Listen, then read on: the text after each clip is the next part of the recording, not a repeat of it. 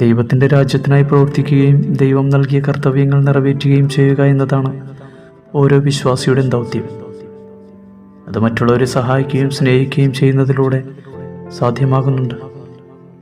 അത് ശരിയായ വിധത്തിൽ ജീവിത രീതിയാക്കാൻ വിസമ്മതിക്കുന്നത് തെറ്റാണ്. സമ്പന്നനും ലാസറും തമ്മിലുള്ള ഉപമ നമ്മുടെ ജീവിതത്തിലെ ഒരു ഉത്തേജക ഓർമ്മപ്പെടുത്തലാണ്. ഇന്ന് മനുഷ്യർ അവരുടേതായ ലോകം സൃഷ്ടിക്കുകയാണ്. അവരുടെ പ്രതീക്ഷകൾക്കൊത്ത് കൈകോർത്തു പോകുന്നവയുമായിട്ടുള്ള ലോകം.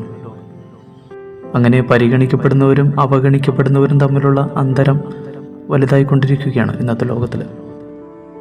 സമൂഹത്തിൽ പരിഗണിക്കപ്പെടുന്നവരിലെ നരകം ആഘോഷിക്കപ്പെടുകയും അവഗണിക്കപ്പെടുന്നവരിലെ സ്വർഗം അടിച്ചമർത്തപ്പെടുകയും ചെയ്യുന്നുണ്ട്. ഇങ്ങനെ നരകവാസികളായും സ്വർഗവാസികളായും ഈ ലോകത്ത് മനുഷ്യർ ജീവിക്കുകയാണ്.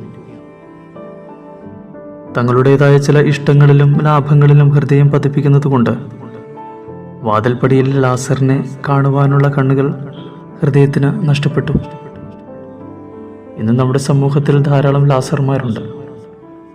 വിശപ്പോടെ കിടക്കുന്ന കുടുംബങ്ങൾ, ഒറ്റപ്പെട്ടുപോയ മാതാപിതാക്കൾ, മാനസികമായിട്ട് പൊരുതുന്ന യുവാക്കൾ, രോഗശയ്യയിൽ ആയിരിക്കുന്ന വ്യക്തികൾ. അവരുടെ കണ്ണുനീര് നമ്മെ സ്പർശിക്കുന്നില്ലെങ്കിൽ നമ്മുടെ പ്രാർത്ഥനയും ആരാധനയും ഒക്കെ വ്യർത്ഥമാണ്. അവ നമ്മുടെ ജീവിതത്തിൽ നരകത്തിൻ്റെ സാധ്യതകൾ തുറക്കുകയാണ്.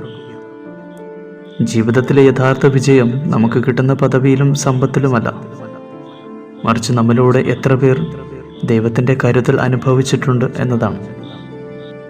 അവസാനം ദൈവം നമ്മോട് ചോദിക്കുന്ന ഒരേ ഒരു ചോദ്യം: